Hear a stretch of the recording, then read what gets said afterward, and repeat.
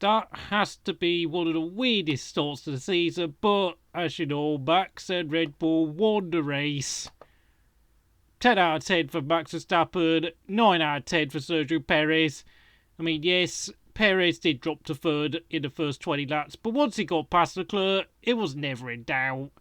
Red Bull have a fast car in qualifying. They also have a fast car in race pace. Let's just hand both titles to Max and Red Bull again. But moving on to third place, Fernando Alonso, 10 out of 10. My goodness me, there's so many drivers on the grid who deserve driver of the day, if I'm going to be honest, but Alonso is definitely one of them. Led FP2 and FP3, fantastic pace. What else can be said? This could be a very good season for Aston Martin, and I think it's safe to say they've definitely already got P4 wrapped up minimum, and who knows, with problems at Ferrari and problems at Mercedes, they could be fighting for P2 this year. This could be a massive season for Aston Martin. You know, they've well and truly taken advantage of the new regulations where, of course, the lower down the table you finish, the more money, more wind tunnel time, and more factory time you're allowed to use compared to the teams who finished higher up to you. Because, of course, Red Bull will only be allowed to use 63% wind tunnel time this season. And, of course, the amount of money they will be allowed to be able to spend will be by far the least, since, of course, they also broke budget restrictions regulations last year. I think not last year, in 2021, meaning that, of course, they will be allocated the least amount of resources, but of course, with Adrian Newey at the helm, they're always going to find a way around these sort of restrictions and regulations. But for Aston Martin, having finished 7th last year, they are taking advantage of the huge bonus surplus of allocation of resources given to them. And with a driver like Fernando Alonso, of course they're going to take advantage of it. And at last, finally, Alonso has made a correct career decision for once. Alpine and McLaren are miles off the pace, whilst Aston Martin are the ones challenging the top three. Of a shrewd career decision. I never thought I'd see the day. I never thought those words would come out of my mouth, but I can barely speak right now because Alonso has actually done the right thing for once. Better late than never, I suppose. 4th place, Carlos Sainz, 6 out of 10. That is absolutely awful. Today's race performance was absolutely terrible by Carlos. Yes, the tyres like to eat themselves very quickly, but once again he got absolutely dominated by Leclerc before, of course, Ferrari themselves again when it came to Charles Leclerc. They're gonna wait. They are now on course to waste 4 years of Charles Leclerc. That team is a joke. Oh dear. But, you know, it's the usual shenanigans again at Ferrari. At this point, someone should make a YouTube channel called Ferrari Fan TV. I think I'm tempted to do it, to be honest, because they're that shambolic. They're that much of a joke. They're that much of a circus. They're not just a bunch of clowns. They are literally the entire parade of painted white and red faces everywhere. Yes, they got rid of Binotto. Yes, they got rid of Anaki Rueda.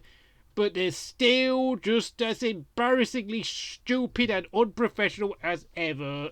Nothing changes about that team, and it's time to move on to Lewis Hamilton, who finished in 5th place, since, of course, I've done plenty of ranting about the boys from Maranello. It's going to be 9 out of 10 for Lewis, since, of course, he did the best job he could. He spent a lot of the race going wheel to wheel with Alonso, but frankly, that car's got no pace. Mercedes are stubbornly sticking to the zero side pod thingy because they want to try and, you know, gain the upper hand in a different way, but it just doesn't work. And I know they're going to have to swallow their ego, but the 2024 car has got to go to more towards a conventional design, you know, copy bits from Ferrari, Red Bull, and weirdly enough, they're going to probably have to copy bits from Aston Martin's car, since, of course, Dan Fallows, who used to work at Red Bull, now works at Aston Martin. Yeah, funny that. But of course, as we all know, 3 years ago, Racing Point, aka Tracing Point, had what was called the Pink Mercedes. A 2019 Mercedes W10 painted in pink. Because let's be honest, it was interestingly very identical to each other. But of course, now Mercedes are in a situation where we're trying to mimic bits and pieces from this year's Aston Martin would probably do them favours next year. 6th place, Lance Stroll, 9.5 out of 10. Driving this weekend with 2 severely injured wrists. An extraordinary performance, really, to be able to qualify half a second off Alonso.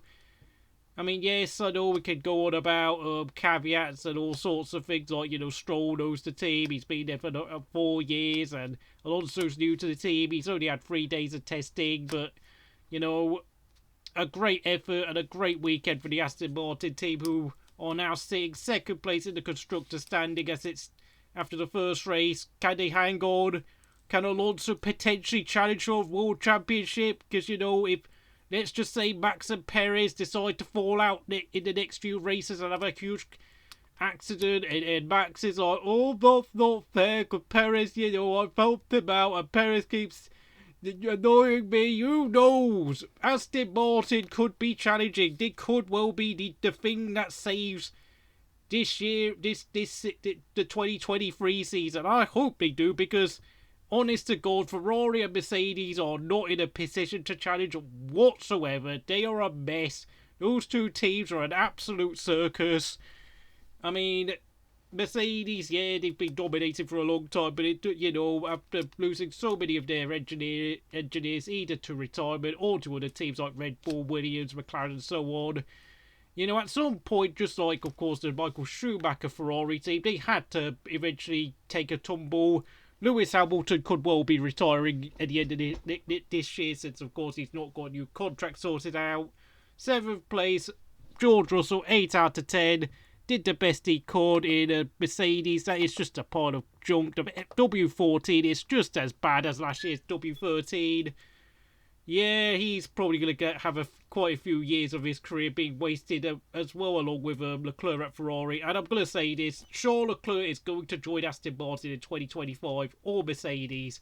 There's no way he's staying at Ferrari beyond 2024. He surely has had enough.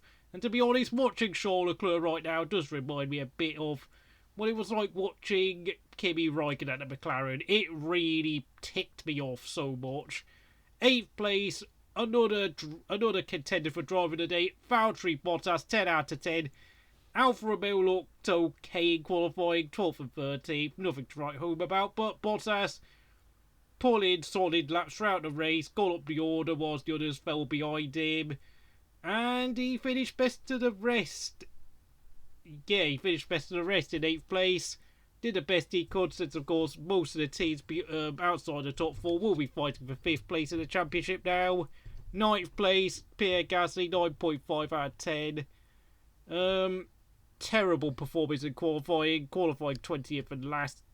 But, of course, in his race debut for Alpine, he made up 11 positions and picks up 2 points, whilst, of course, Ocon had an absolute calamity.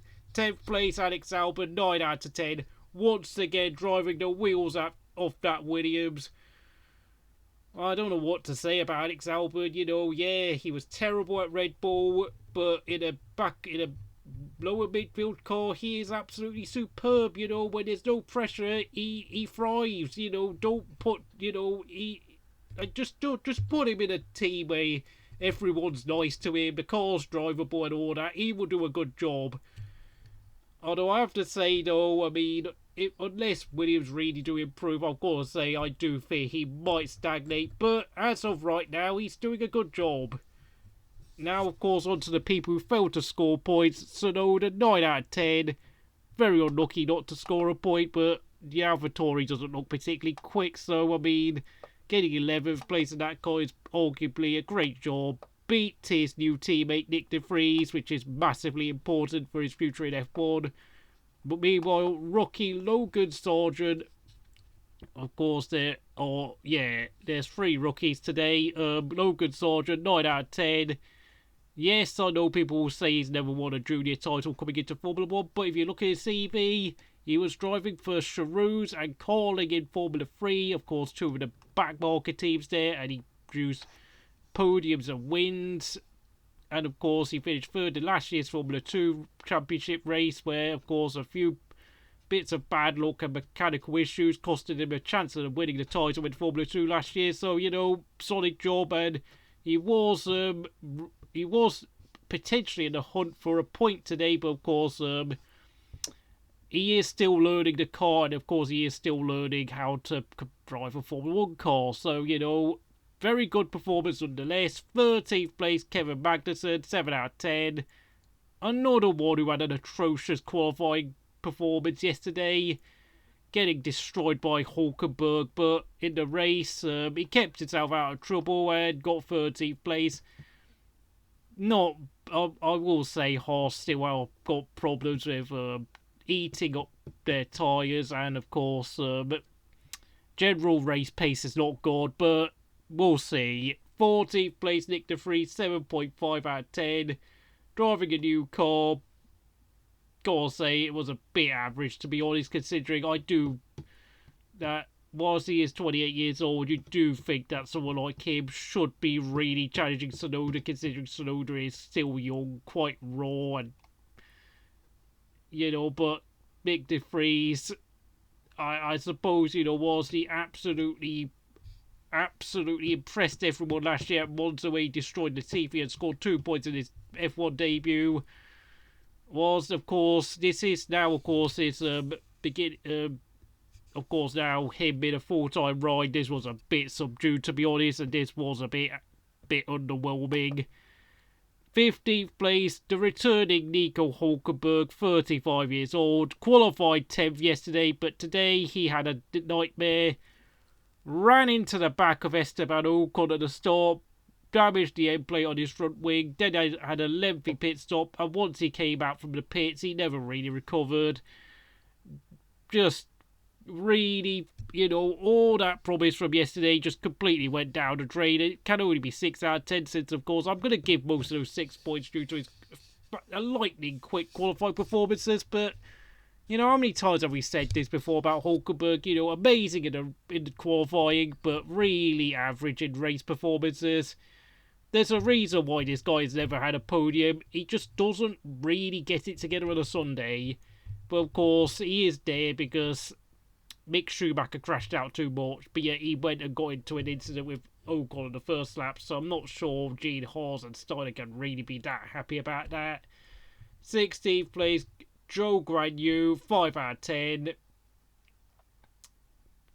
Well, I suppose he wasn't that far behind Bottas in the first 30 laps, but he didn't really do much afterwards, and let's be honest, the guy's just really average. He is really, honestly, an average driver, and, I am beginning to think Zhou Guanyu could actually be the worst driver on the grid now that Latifi and Mazepin have been booted out of the sport.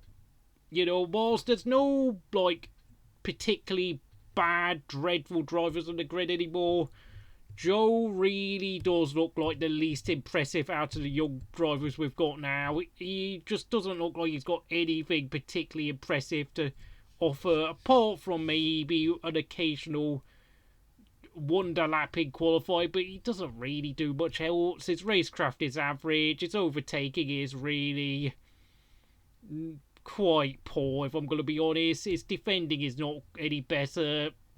Then, of course, we get on to the final finisher, Lando Norris, 17th place. I'm not going to give any points for his performance today because, of course, that McLaren has got serious problems. He had to come into the pits once every 10 laps to top up the hydraulic pressure, which, of course, meant he had no chance of scoring points. McLaren, this is an absolute disaster. This is pathetic. Daniel Ricciardo is laughing his head off watching this, because he is not going to have to deal with any of these nightmares this year. He's just going to be sitting there on his rocking chair at home in Monaco, drinking a beer, having a pint of lager, doing a few simulator sessions for Red Bull, occasionally doing a bit of testing here and there for Red Bull, ready to step into the car when Max and Perez can't race for whatever reason, and he's not missing life at Woking. I can guarantee you that. First of the retirees, Esteban Ocon, 5 out of 10. Picked up, I don't know, 2. What's their penalty? I can't remember. Incorrect. Completely messed up the starting procedures. I think he put his car in the wrong position, a bit like Giancarlo Fisichella at the 2001 and 2003 Malaysian Grand Prix.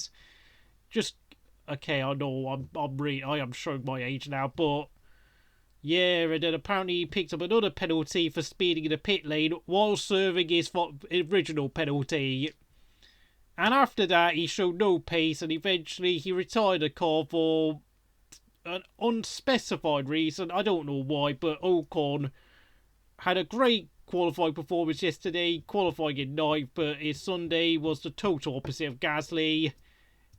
Yeah, Alpine have got a bit of a problem with their drivers, and that both of them can be quick, but can be utterly inconsistent and make some insanely daft errors for no reason.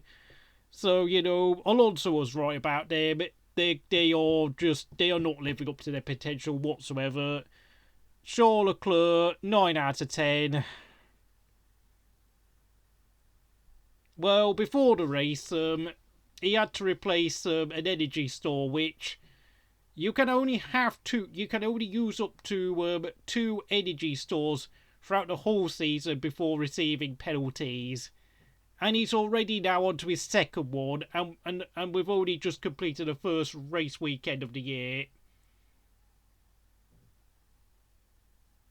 Oh, I'm sorry, seriously, Ferrari, you're just a joke. You do not deserve Charles Leclerc, you know. I can tell you this. You're going to end up with a driver lineup of Esteban Ocon and Mick Schumacher in a couple of years' time, because that is all you deserve. You don't deserve anything else. I have no sympathy for you, you know. It's been 15 years of absolute nonsense from you lot, you know, ruining the careers of Fernando Alonso, Felipe Massa, Kimi Raikkonen, Sebastian Vettel, Charles Leclerc, and Carlos Sainz. Okay, yes, I know Carlos Sainz has not covered himself in glory, but yeah, enough said. And of course, the other rookie and the first guy to retire from the race, Oscar Piastri, will not be receiving a score in his Grand Prix debut, because I don't really know what the hell the guy is really capable of until we see him complete a race distance. It's McLaren, just like Ferrari and Haas and Mercedes, are just a mess. I don't know what on earth is going on at McLaren. The car is rubbish. I don't know what their design philosophy is. So I'm just going to really hold back on making an opinion of Piastri right now, but that is it. If you enjoyed this video, please like, subscribe, and I'll see you again next time.